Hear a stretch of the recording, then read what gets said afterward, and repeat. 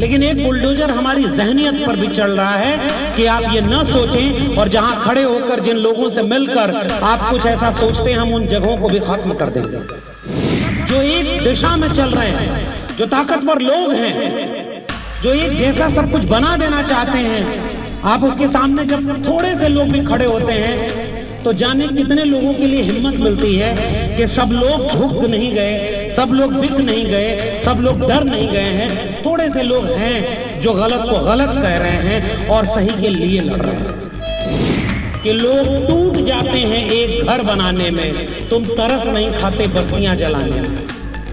तो जो लोग जलाने, तोड़ने और गिराने के ही यूएसपी में आज यहां तक पहुंचे हैं, जिन्होंने कुछ बनाया नहीं है इस देश में, कि जिस जगह हम खड़े ये भी ध्वस्त हो रहा है और बुलडोजर इस पे भी चल रहा है, बस दिख नहीं रहा है। कहीं वो एनएफएस का बुलडोजर है, कहीं वो फीस बढ़ा देने का बुलडोजर है, कहीं वो परमानेंट अपॉइंटमेंट न करने का बुलडोजर है, और कहीं इस पूरे विश्वविद्यालय को निजी हाथों में बेच करके, जिसने कहा था इस देश को बिकने नहीं दूंगा, उसने इस देश को बेचते बेचते अपने दोस्त को दुनिया का दूसरा सबसे अमीर आदमी बना दिया। भारत के संविधान की प्रस्तावना है वो खतरे में। जाने कितने मोर्चों पर हमें लड़ाई लड़नी पड़ रही है। अपनी फीस किताब कॉपी बचानी है, अपनी नौकरी बचानी है, अपने साझा शहादत से मिले साझा विरासत को बचानी है, गरीब कमजोर मजलूम को बचाना है। आप कितने मोर्चों पर लड़ पाएंगे? लड़ाई बिल्कुल साफ है। ये लड़ाई भारत के संविधान और उसके बाद सबका भारत बनाने वाले लोगों और विचारों के सामने उनसे लड़ाई है जो शुरू से संविधान विरोधी रहे हैं, जिन्होंने संविधान को अब कभी कबूल नहीं किया। आप इल्लीगल के भारत के संविधान की प्रतियां जलाना दिल्ली में इल्लीगल नहीं है क्या? नया संविधान, भगवा संविधान बना करके इस देश को हिंदू राष्ट्र करने के लिए रोज भाषण देना इल्लीगल नहीं है? कौन जेल में है उसके लिए? और जो अपने घर बचाने की लड़ाई लड़े, जो शिक्षा, जल जंगल जमीन बचाने की लड़ाई लड़े, जो अपनी नौकरी बचाने की लड़ाई लड़े, वो सारे इल्लीगल हैं। और ये घर वाले बेचारे तो घर कुछ लड़ाई भी शायद नहीं लड़ रहे, और कुछ नहीं लड़ रहे वो भी मारे जा रहे हैं। एक बात तो इस देश के लोगों को भी सबक सीखना होगा कि ऐसा नहीं है कि आप लड़ेंगे तो ही मारे जाएंगे, आप चुप भी रहेंगे तो भी मारे जाएंगे।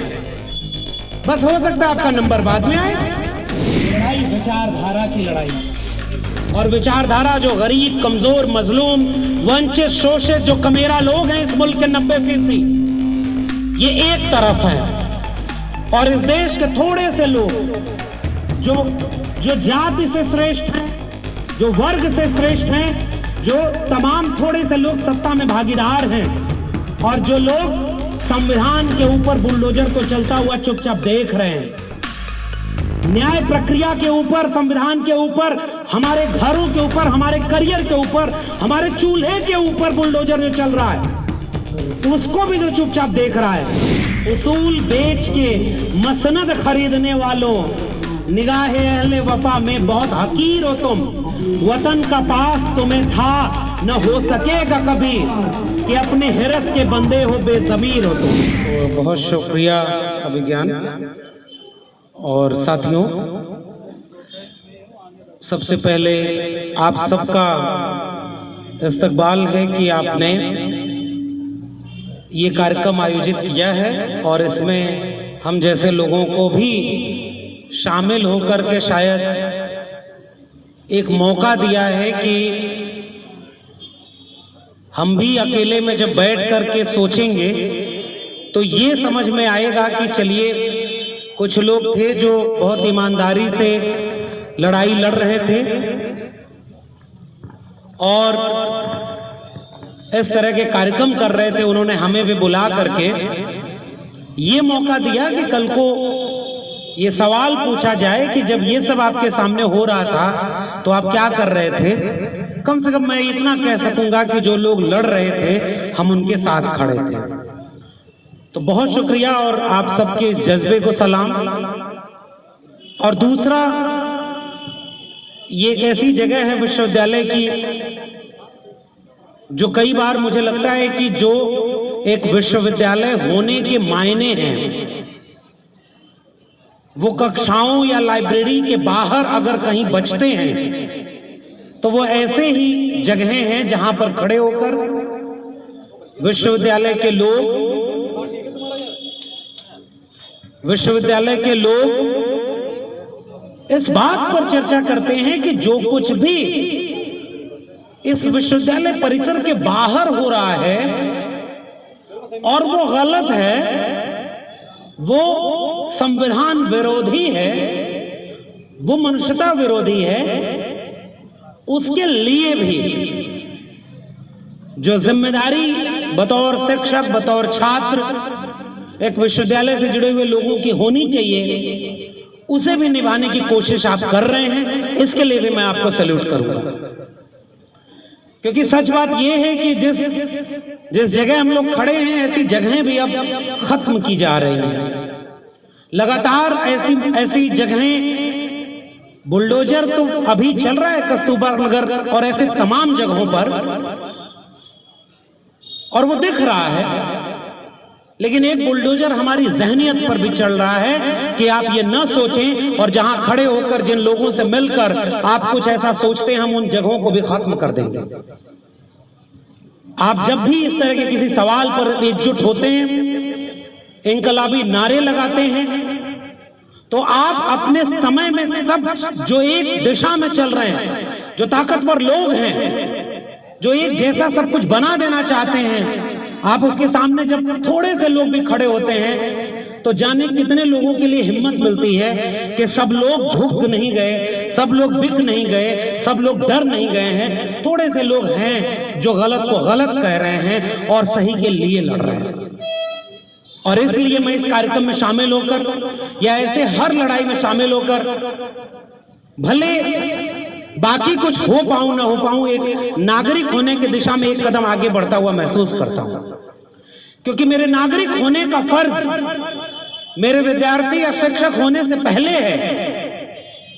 क्योंकि हमारे जैसे जाने कितने लोग जिन्हें प्रोफेसर होना चाहिए था, जिन्हें आप जैसे तमाम लोग जिन्हें छात्र होना चाहिए था, वो तो वहां नहीं किए गए, वो सब ठेके पर रख दिए गए हैं, वो सब बेचे जा रहे हैं, कहीं मजदूरी कर रहे हैं, कहीं किसानी कर रहे हैं, और जिन्हें जहां नहीं होना चाहिए था वो वहां पर बैठे हुए बड़ी बड़ी कुर्सियों पर ऐसा हुक्म दे रहे हैं कि इस देश में अब कोई सुरक्षित न बचे।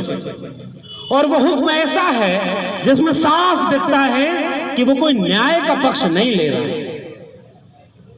अभी दिल्ली में भी ये हो रहा है, पिछले दिनों जहांगीरपुरी में हुआ था, वहां भी कुछ लोग बुलडोजर के सामने खड़े हुए थे। कुछ दिन पहले उत्तर प्रदेश में हुआ और अभी भी हो रहा है। देखिए, उत्तर प्रदेश में जो हो रहा है, जहां से मैं आता हूं, वहां अब ये हो रहा है कि जो बुलडोजर चल रहा है वो खबरों में भी नहीं आ रहा है। बहुत जगहों पर ऐसे घर गिरा दिए जा रहे हैं, ऐसे लोग झूठे मुकदमे में फंसा दिए जा रहे हैं जिन पर शायद कोई मीडिया अटेंशन या आप जैसे सजग लोग जो हैं, जो एक लड़ाई कम से कम लड़ रहे हैं, वहां तो कोई बोलने वाला नहीं है।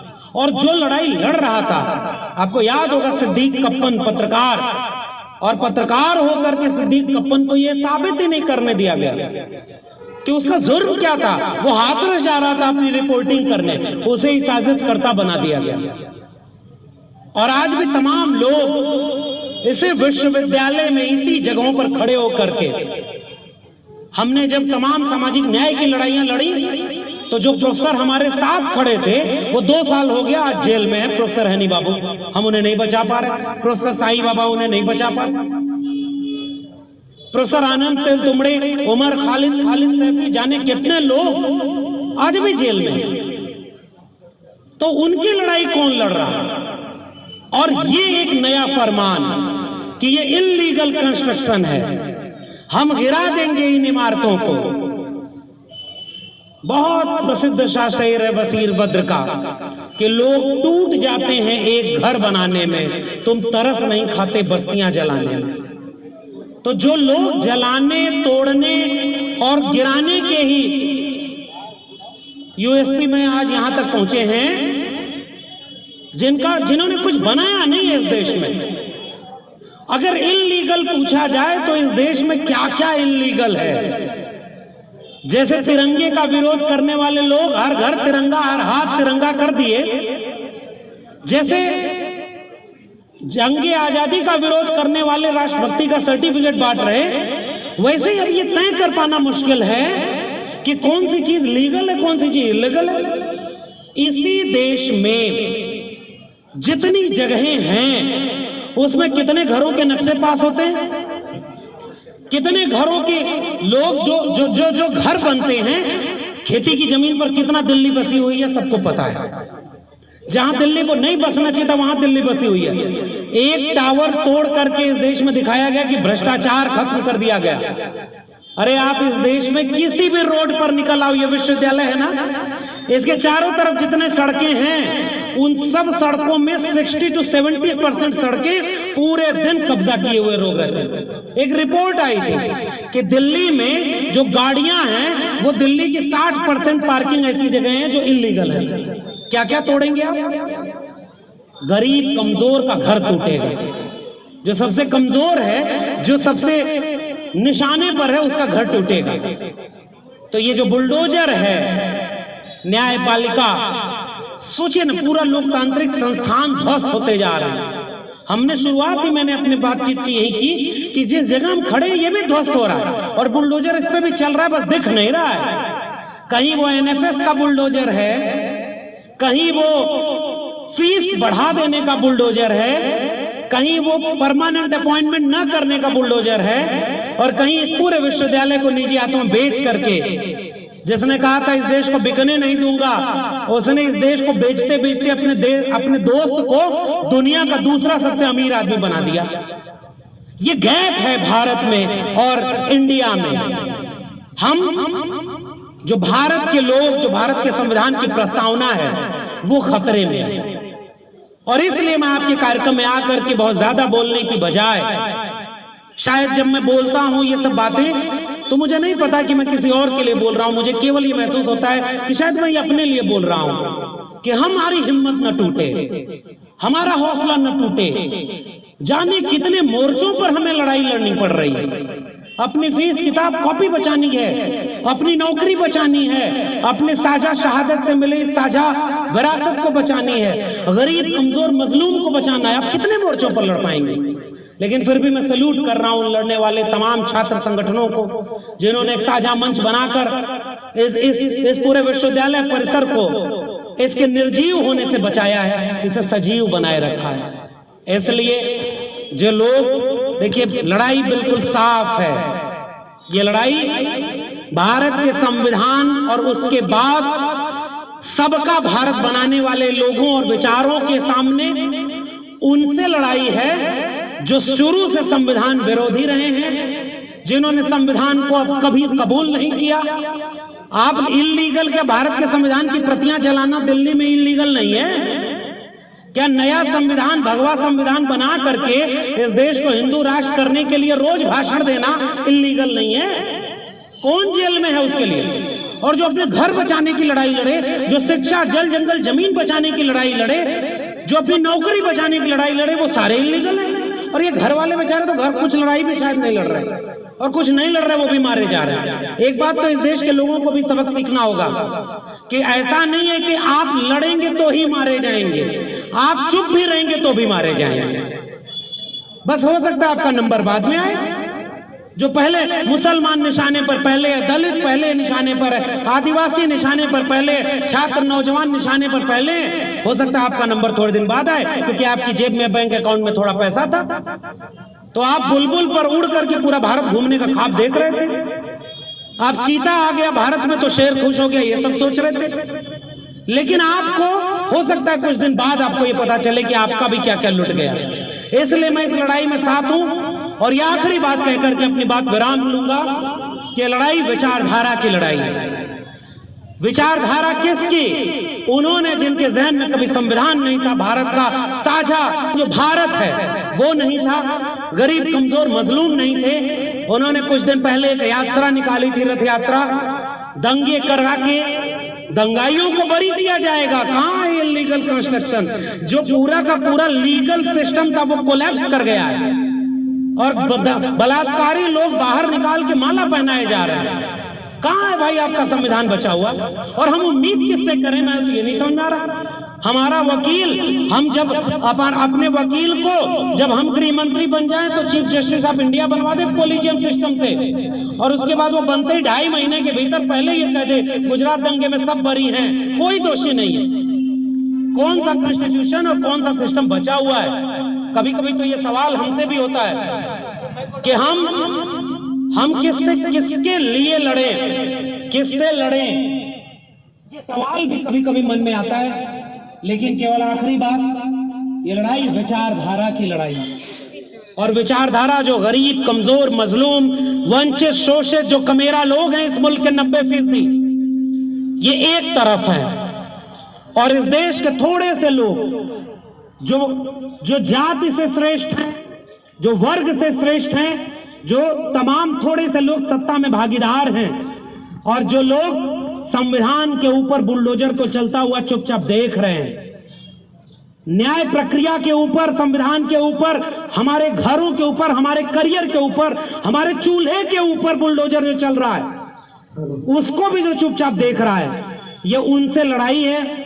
ये लड़ाई उसूल बेच के मसनद खरीदने वालों, निगाहे अहले वफा में बहुत हकीर हो तुम, वतन का पास तुम्हें था न हो सकेगा कभी, कि अपने हिरस के बंदे हो बेजमीर हो तुम। तो ये बेजमीर लोगों से, जमीर वालों का, जमीन वालों का छीन रहे उनसे, जो बुलडोजर के सामने खड़े, उनकी लड़ाई है। आपकी लड़ाई को मैं सलाम करता हूं, उन लोगों के साथ खड़ा हूं जो लोग उस बुलडोजर के सामने अपने हक के लिए लड़ रहे हैं। आपने मुझे आमंत्रित किया, बहुत बहुत शुक्रिया। जय भीम, जय मंडल, संविधान जिंदाबाद, उल गुलाम जिंदाबाद, इंकलाब जिंदाबाद।